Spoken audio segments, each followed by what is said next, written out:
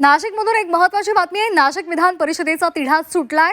गोकुळ गीते थोड्याच वेळात नरेंद्र दराडे यांना पाठिंबा जाहीर करणार असल्याची माहिती मिळते। गेल्या 4 दिवसांपासून महायुतीच्या नेत्यांकडून गोकुळ गीते यांची मंथरणी सुरू होती। अखेर त्यांचं मन वळवण्यात महायुतीच्या नेत्यांना यश आलेलं आहे।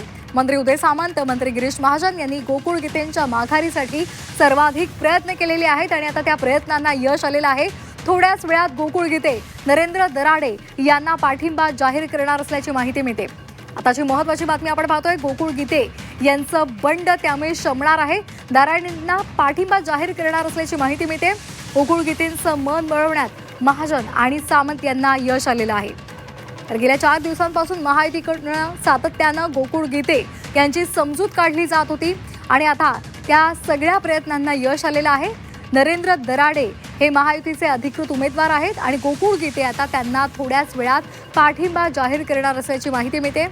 गेल्या 4 दिवसांपासून महायुतीच्या नेत्यांकडून खास करून गिरीश महाजन आणि उदय सामंत यांच्याकडून सातत्यानं प्रयत्न केले जात होते। सातत्यानं त्यांच्या बैठका सुरू होत्या आणि त्याचबरोबर गोकुळ गीते यांच्याशी संवाद सुरू होता। त्यांच्या मंथरणीचे प्रयत्न सुरू होते। अखेर त्यांचं मन वळवण्यात महायुतीच्या नेत्यांना यश आलंय।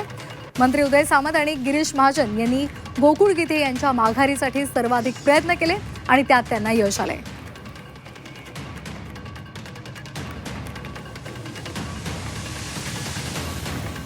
आता नाशिकमधली शिवसेनेची डोकेदुखी कमी झालेली आहे, संपलेली आहे, संपुष्टात येत आहे। नाशिक विधान परिषदेचा तिढा सुटलेला आहे कारण गोकुळ गीते थोड्याच वेळात नरेंद्र दराडे यांना पाठिंबा जाहीर करणार असल्याची माहिती मिळते। गेल्या 4 दिवसांपासून या संदर्भातल्या बैठका सुरू होत्या आणि आता त्या बैठकांना त्यांच्या प्रयत्नांना आता यश आलंय। योगेश खरे आमचे प्रतिनिधी आपल्याला या संदर्भात अधिकची माहिती देत आहेत। योगेश, गोकुळ गीते अखेर नरेंद्र दराडे यांना पाठिंबा देणार अशी माहिती समोर आली आहे। नरेंद्र दराडे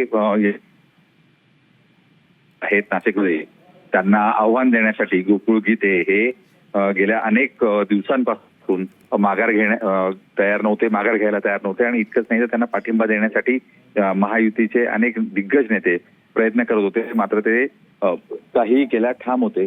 मात्र आता मुंबईमधल्या भेटीनंतर उदय सामंत आता गोकुळ गीते यांच्या घरी, गणेश गीते यांच्या घरी आलेले आहेत आणि गणेश गीते यांच्या घरी पत्रकार परिषद थोड्याच वेळात ते घेणार आहेत। गोकुळ गीते आणि उदय सामंत, गणेश गीते हे तिघेही मिळून या ठिकाणी पत्रकार परिषदेत घेतील असा होरा आहे। कदाचित गोकुळ गीते या पत्रकार परिषदेला हजर राहतील की नाही याविषयी सुद्धा राजकीय चर्चा सुरू आहे। मात्र एकूणच नरेंद्र दराडे यांना पाठिंबा देण्यासाठी गीते कुटुंब तयार झाल्याचं समोर आलेलं आहे। त्यामुळे थोड्याच वेळात आता याबाबतचा जाहीर खुलासा गीते कुटुंबीय करतील। अगदी त्यामुळे आता प्रसाद हिरे यांच्या पाठोपाठ आता गोकुळ गीते हे सुद्धा नरेंद्र दराडे यांना पाठिंबा देणार अशी सध्या माहिती मिळते। योगेश, गोकुळ गीते हे पत्रकार परिषद घेणार अशी माहिती मिळत होती, त्या संदर्भातले काय अपडेट्स आहेत? ते पत्रकार परिषद घेणार आहेत का? खरं म्हणजे गोकुळ गीते पत्रकार परिषदेला हजर राहतील की नाही याबाबतची स्पष्टता अजून झालेली नाही। मात्र त्यांचे बंधू गणेश गीते यांच्या घरी ही पत्रकार परिषद आयोजित केलेली आहे, त्यामुळे ते येतील असा होरा आहे।